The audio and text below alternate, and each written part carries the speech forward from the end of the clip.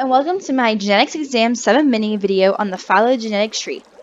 Today we are taking shower supplies and creating a phylogenetic tree with them based upon their uses and characteristics. This illustration will help us understand how phylogenetic trees are built. So before we begin explaining our shower supplies tree, we need to go over key phylogenetic tree vocab.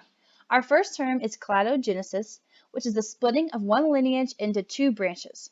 The second term is anagenesis, which is a species formation without branching. The third term is OTU, or operational taxonomic units. It is a way to classify groups of closely related individuals. For example, we use branches or nodes to create these groups.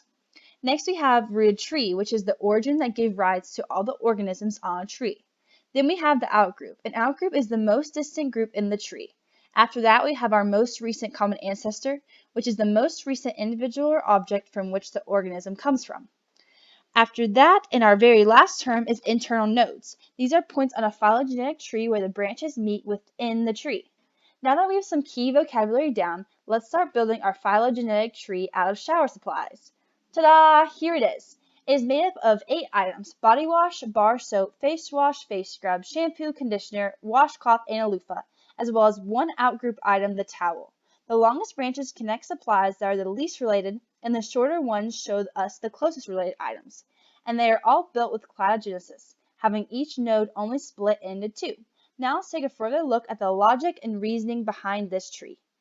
First, let's start at the root of the tree, where the orange star is on the left side of the page, and we'll work our way through different levels of the internal nodes. So the supplies branch off into either being used in the shower or used out of the shower, and it is in that group where we can locate or outgroup the towel.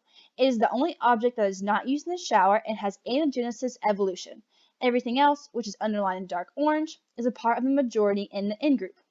As we continue up the tree to the right of the screen, we have the next cladogenesis branching, which starts from the use in shower characteristic and splits into either supplies that are hygiene products or hygiene devices.